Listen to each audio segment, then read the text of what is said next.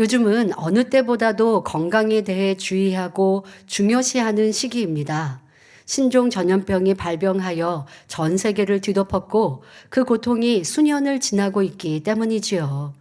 그러면서 면역력에 좋은 음식, 운동 방법 등 다양한 연구와 소식들이 전해지고 있습니다.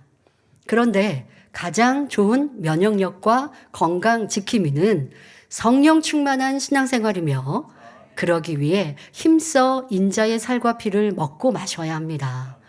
건강한 신앙생활을 하려면 인자의 살과 피를 열심히 먹고 마셔야 합니다. 절기 때만이 아니라 매일매일 항상 먹고 마셔야죠. 먼저 인자의 살을 먹는다는 것은 예수님의 살을 먹는 것을 의미합니다.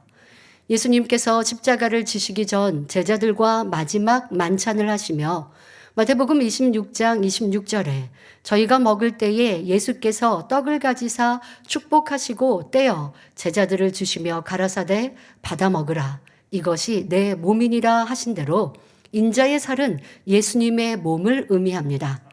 또 요한복음 1장 14절에 예수님은 말씀이 육신이 되어 오신 분이라 했으므로 예수님의 몸은 하나님의 말씀을 의미하죠.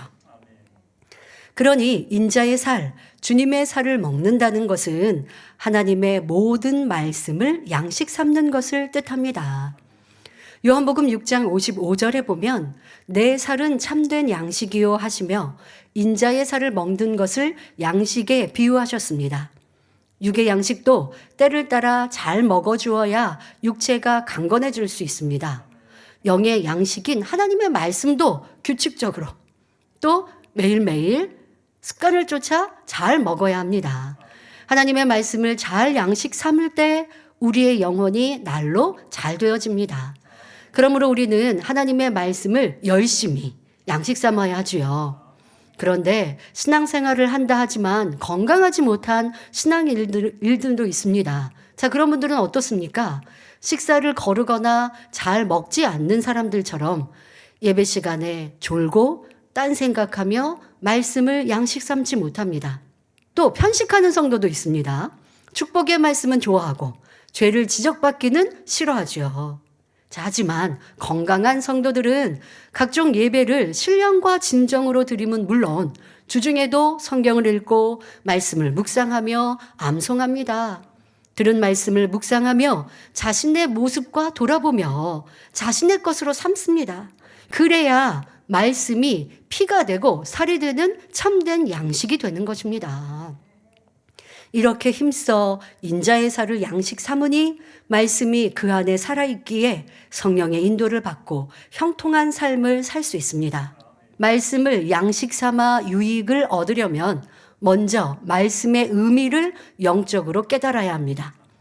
예를 들어 범사에 감사하라는 말씀을 지식으로만 담아놓기만 해서는 유익이 없습니다.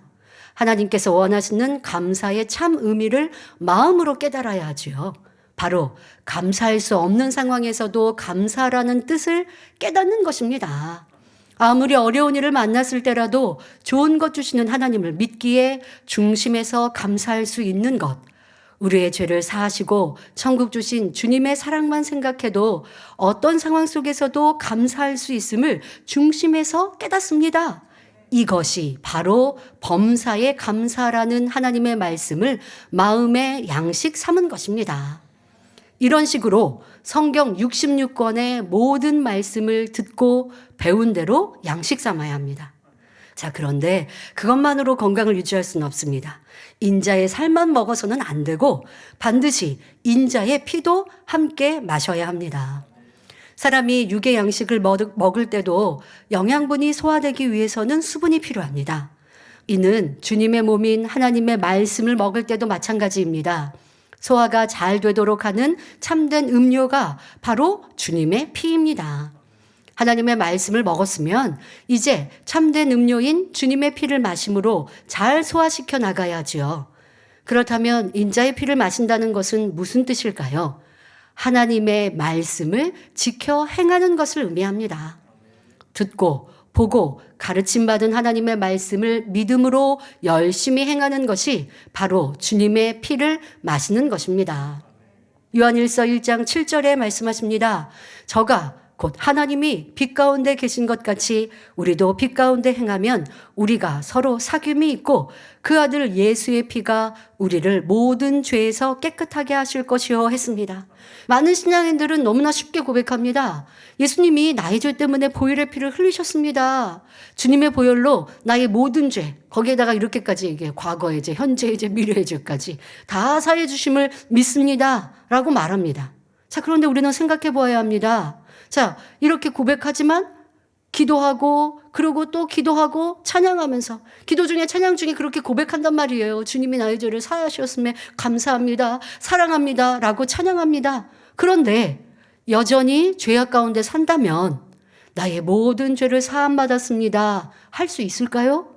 그리고 주님이 나의 죄를 사해 주셨을까요? 아닙니다. 그러면 어떻게 해야 합니까? 그리고 주님을 믿는다면 그 보혈을 믿는다는 것은 무엇일까요?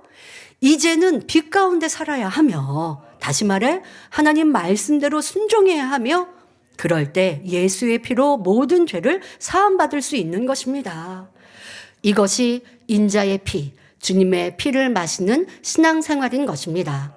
자, 예를 들어 사랑하라는 말씀을 먹는다고 합시다. 말씀을 듣고 미웠던 사람을 사랑해야지 다짐하였다면 이는 인자의 살을 먹은 것이지요. 여기에 기도하며 미운 사람을 사랑하기 위해 행합니다. 맺힌 것이 있으면 풀고 상대의 장점을 칭찬하고 섬기며 희생해 줍니다. 이는 행함이 따르는 인자의 피를 마시는 것이지요. 이렇게 꾸준히 사랑을 실천하면 사랑이라는 영양분은 흡수되고 시기, 질투, 미움이라는 노폐물, 비진리는 배설됩니다. 이처럼 진리, 선과 사랑은 영양분으로 마음에 흡수되고 반대로 비진리, 악과 죄성은 배설돼 나갈 때 점점 거룩한 하나님의 형상을 회복하게 되지요. 이것이 바로 인자의 살을 먹고 인자의 피를 마신다는 말씀의 참된 의미입니다. 그런데 이렇게 말씀을 행하는 인자의 피를 마시는 신앙생활을 하기 위해서는 꼭 기도가 필요합니다. 육적으로도 먹고 마시는 것이 잘 소화되고 건강한 삶을 살기 위해 규칙적인 운동을 해야 하는 것과 마찬가지입니다. 디모데전서 4장 5절에 하나님의 말씀과 기도로 거룩하여 지민이라 하셨습니다. 여러분들이 이렇게 주일 또 각종 예배, 설교에 은혜를 받았습니다. 그러니 변화되리라 다짐하였지요. 하지만 행함이 따르려면 기도를 통해 행할 수 있는 힘을 위로부터 공급받아야 합니다. 우리는 기도할 때 성령의 충만함을 입습니다. 성령의 충만을 입으면 성령의 소욕을 쫓고자 하는 마음이 강해지지요.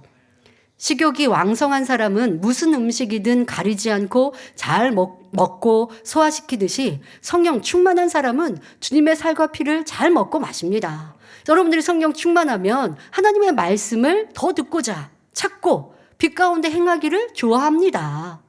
전에는 어렵고 힘들게 느껴졌던 것을 즐거운 마음으로 행할 수 있습니다. 오직 빛 가운데 행하는 것이 행복하고 기쁘고 하나님 말씀에 위배되는 어두운 가운데 행하는 것은 싫습니다. 이처럼 성령의 소욕만을 쫓아 행할 수 있는 힘을 기도를 통해 공급받는 것이지요. 사랑하는 성도 여러분, 신앙생활은 힘든 것이 아닙니다. 하나님의 말씀은 어려운 것도 우리를 얽매이는 사슬도 아닙니다. 좋으신 아버지 하나님은 자녀들이 참된 행복과 평안, 영생을 누리라고 계명을 주셨고 천국을 만들어 주신 것이지요. 그 사랑을 깨달아 말씀대로 순종만 하면 힘들지 않은 신앙생활은 물론 영원한 내세에서도 존귀한 자가 될 수 있습니다. 그 방법이 오늘 말씀드린 주님의 살과 피를 먹고 마시는 것입니다. 요한 3서 2절에 사랑하는 자여 내 영혼이 잘됨 같이 내가 범사에 잘되고 강건하기를 내가 간구하노라 하신 축복이 그대로 임하는 것입니다. 이렇게 좋은 것 주시는 아버지 하나님의 사랑을 깨달아 기쁨으로 건강한 신앙생활을 하는 복된 성도님들이 되시기를 주님의 이름으로 축원합니다.